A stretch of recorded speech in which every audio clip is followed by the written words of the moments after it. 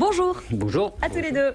21, 22, 24, ce sont les chiffres de la semaine. Ils correspondent en pourcentage aux intentions de vote pour Marine Le Pen au premier tour de la présidentielle. D'après ces sondages Harris Interactif et IFOP, tantôt en tête, tantôt troisième. Au-delà des polémiques, on retient une tendance. Le FN s'installe au-dessus des 20%. Écoutez.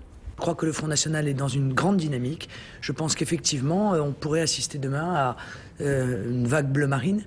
Qui peut-être commencera d'ailleurs au cantonal. Presque 10 ans après le 21 avril 2002, en fait, rien n'a changé, c'est ça? Oh si, je pense que des choses ont changé, se sont aggravées notamment, et que on ne peut pas regarder la poussée du Front National sans prendre en compte, au fond, trois choses, à mon sens, très essentielles et très rapidement. C'est d'un côté la gouvernance que j'appellerais rente-en-plan, c'est-à-dire on bat du tambour et des promesses et des mots et des biceps pour à l'arrivée rien.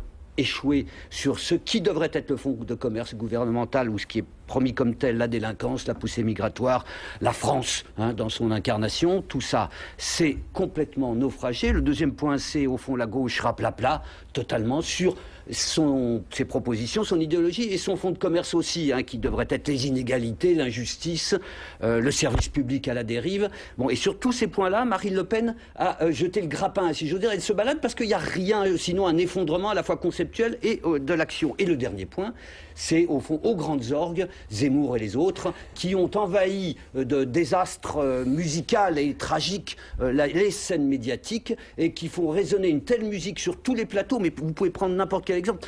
Juste un mot, par exemple, on refait le monde sur RTL. Maintenant, la musique qui en sort tous les soirs par rapport à ce que c'était il y a 2 ans, c'est la France va à volo, les immigrés sont partout. Si vous êtes chrétien, vous vous faites étranglé ou égorgé dans les quartiers musulmans, il faut tout remettre tout ce monde-là à la mer. C'est une espèce d'épouvante partout, à côté duquel le discours du Front National, au fond, est presque rafraîchissant. C'est dire. Eric. Ça m'amuse beaucoup parce que pendant 30 ans, oui, c'est ça, il y a eu un renversement historique. On a subi la domination médiatique. Mais maintenant, vous êtes les dominants, mais vous ne voulez pas l'accepter, le reconnaître. Mais sauf si tu le dis. On est les dominants à 4. C'est 3 mousquetaires, ton histoire. Non, 5, 6, on prend La 7. Rochelle à 4, c'est formidable. 5, non, vous n'êtes pas les 3 mousquetaires, vous êtes 5, 6, 7. Mais j'accepte le compliment. Vous avez fait école. Moi, j'ai toujours rêvé des 3 mousquetaires, donc je suis ravi. Deuxième chose. Marine Le Pen. Michel Rocard était sur le plateau d'ITélé cette semaine. Il disait que pour lui, c'est la montée d'une personnalité, pas forcément d'un parti. Aujourd'hui, c'est Marine Le Pen qui grimpe dans les sondages ou c'est le Front National? Non, moi, je pense que c'est d'abord la réalité. La réalité, depuis des années, nous recevons 200 000 étrangers réguliers par an. 200 000. Ça veut dire en 5 ans, 1 million. Qu'est-ce qui justifie ça dans un pays en crise économique et dans un pays qui a déjà un mal fou à intégrer les millions d'étrangers qui sont arrivés depuis 20 ans ou 30 ans. Qu'est-ce qui justifie ça? Plus, je ne parle même pas des clandestins, je ne parle même pas des irréguliers. 200 000 La tradition de la France, c'est la France qui justifie ça. Pas du tout. Elle s'est faite comme ça. Pas du tout. C'est faux. C'est les conventions internationales signées depuis 30 et 40 ans. Ça n'existait pas avant. On pouvait fermer les frontières. Plus Schengen, on ne contrôle plus nos frontières. Plus les conventions internationales qu'on a signées pour le regroupement familial, pour les mariages. C'est ça. Ça n'existait pas sous le général de Gaulle, ça n'existait pas sous la Troisième République. C'est faux. Il n'y a pas eu de vague d'immigration polonaise, il n'y a pas eu de vague d'immigration italienne. De travailleurs, mon cher. Et alors, ils viennent faire quoi? Prendre des vacances?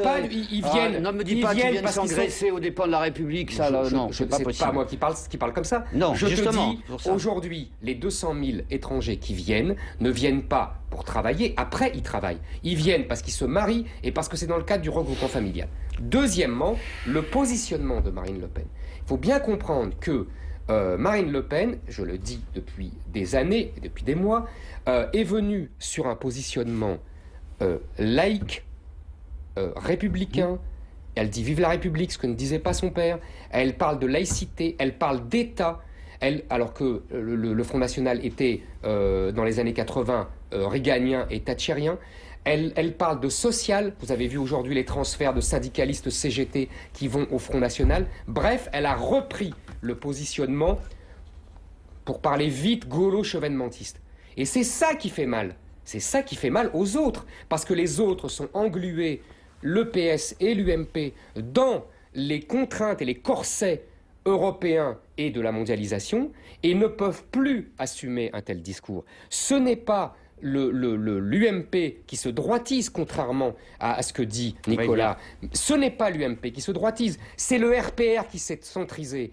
Et je te rappelle qu'en 86, le RPR, le programme de l'immigration du RPR était quasiment le même que le programme du Front National. Je peux lui répondre quand même sur deux points. Quand même. La première chose qui nous oppose, c'est non pas la réalité que prétend incarner Éric Zemmour, mais son interprétation idéologique. C'est marrant parce qu'il saute d'un pied sur l'autre. De temps en temps, il fait de l'idéologie, de temps en temps, il dit c'est la réalité qui parle. La réalité n'est pas celle que tu décris, Éric, parce que ça fait des semaines que tu nous racontes l'histoire, par exemple, de vagues migratoires qui déferlaient sur la France. Nicolas, les 200 000, c'est les chiffres officiels. 200 000, c'est les chiffres officiels. Il nous a dit que ça allait être encore pire, et on a vu venir un tsunami comme ça qui allait déferler. Et ce n'est pas fini. On l'attend toujours. Moi, je vois des reportages. Tu vas venir le voir. Oui, sauf que ce qu'on regarde, c'est que les vagues d'immigration, elles concernent les pays frontaliers, pour l'instant. Après l'Italie, ils viennent chez nous. Non, on va le voir. On va le voir. Ne me dis pas c'est la réalité. C'est une analyse. C'est une analyse que tu fais de la réalité à venir. On verra si ça. Attends, je continue. Non, Nicolas, tu parles des clandestins. Je ne t'ai même pas parlé des clandestins. Je t'ai parlé des 200 000 réguliers. Oui, alors mais moi, mais ils existent ces 200 000 réguliers. Ils existent, mais je crois que la France est suffisamment forte. C'est un second point qui nous différencie pour intégrer une immigration régulière. Vraiment. Alors, on n'y arrive pas déjà avec ceux qui sont là. À quel niveau? Il faudrait le savoir. Et je ne fais pas partie de ceux qui disent qu'il faut ouvrir les frontières à tout vent parce que effectivement, je crois qu'il faut privilégier l'intégration. Et donc pour ça, il faut avoir des cadres très près. Deuxième point. Excuse-moi, le discours de Marine Le Pen, tu as raison, tactiquement, c'est une habileté. Mais quand même, il ne faut pas être des perdreaux de l'année et gober tout ce qu'on nous raconte. Ceux qui nous disent qu'elle incarne un discours de la République laïque, après avoir soutenu tout son contraire pendant des années et des années, c'est vrai qu'elle peut, au fond, prendre parce que les autres ont déserté ces terrains-là. Je te l'accorde, ce point-là. Mais qu'on arrête de me dire qu'elle est républicaine. Non, c'est comme l'amour. Il faut donner des preuves de sa république. Elle n'en a donné pour l'instant aucune. Elle a tenté un putsch. Il faudra incarner ça dans les prises de position réelles. Mais mon cher, alors on va continuer sur ces thèmes avec les conséquences que ce sondage et cette montée de Marine Le Pen a eu dans les états-majors. Regardez ce qui s'est passé à l'UMP, par exemple, cette semaine.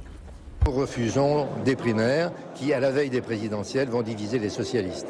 Et on ne peut pas proposer l'union ou un rapprochement aux écologistes et à la gauche si nous-mêmes, nous ne donnons pas cet exemple. Oui, ça c'était au PS. Voilà. Donc, on peut enchaîner tout à fait là-dessus parce qu'ils sont vraiment pris au piège comme l'UMP. Le PS, c'est extraordinaire, quoi. C'est-à-dire qu'il se passe des choses importantes dans la vie politique au sens partisan ou au sens réel. On voit avec l'essence, par exemple, l'essence, ça pose des problèmes dans la vie quotidienne des gens terribles. De quoi ils nous parlent? Des primaires. Je veux dire, on est là, c'est une folie. Ils sont armés un piège. Ne peut pas faire parler de lui autrement qu'à travers ses primaires, le Parti socialiste. Ne peut pas faire parler de lui autrement. Mais non, on l'avait dit ici. Je veux dire, nous sommes dans un système de monarchie républicaine, donc il faut qu'ils aient un chef pour porter une pensée. C'est le premier point. Le second, ils sont confrontés à des vrais défis idéologiques qui sont, on s'est planté dans les 15 dernières années, c'est un point où on se rejoint. Mais ça, je l'ai reconnu. Il faut réinventer. Là où je différencie, c'est qu'il faut réinventer maintenant ce que peut être la social-démocratie. Mais réinvente. Ce que peut être l'Europe. J'attendrai la fin des vraies inventions.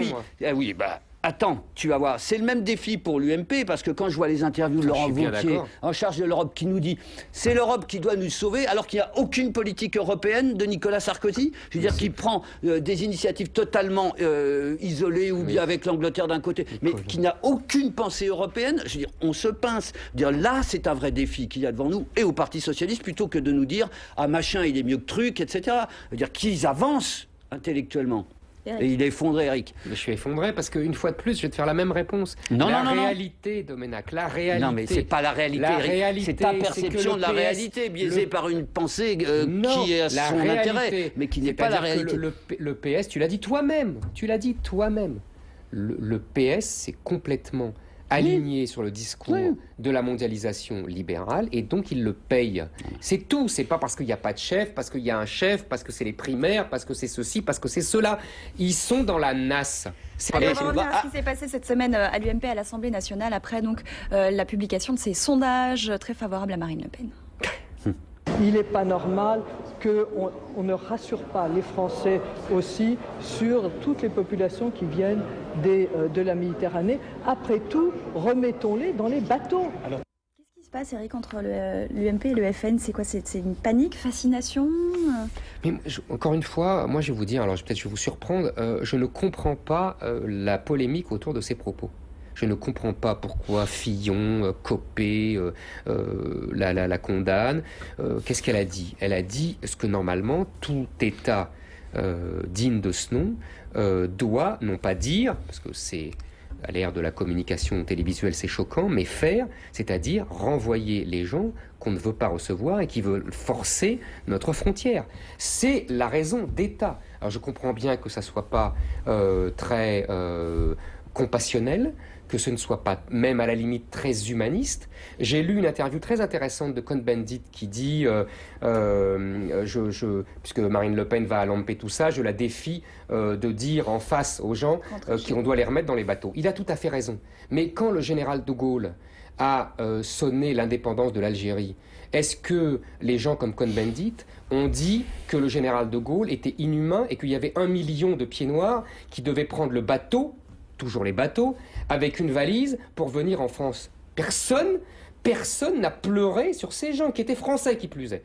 Alors, excusez-moi, c'était la raison d'État. De Gaulle avait ses raisons, il a pris ses responsabilités devant le peuple français et devant l'histoire. C'est ça l'État. C'est pas faire plaisir, faire du compassionnel à la télé, c'est tout.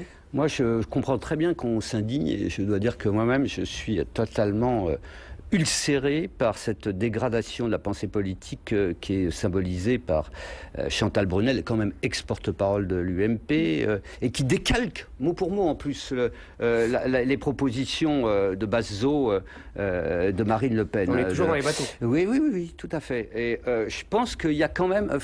on en revient au fond à la Corrèze plutôt que le Zambèze, quoi. Cette espèce de pensée rétrécie sur ce qu'on a de plus petit, de rabougri. J'adore la Corrèze, hein, mais la France, c'est de la Corrèze à l'ouverture au monde. Alors, si un responsable politique ne porte pas cette donnée-là, je pense qu'il doit retourner à ses études, retourner sur le terrain. Attends, je termine. Pardon. Alors, on m'a expliqué à l'UMP que, au fond, tout ça avait pour simple explication de base le fait que Chantal Brunel était sotte.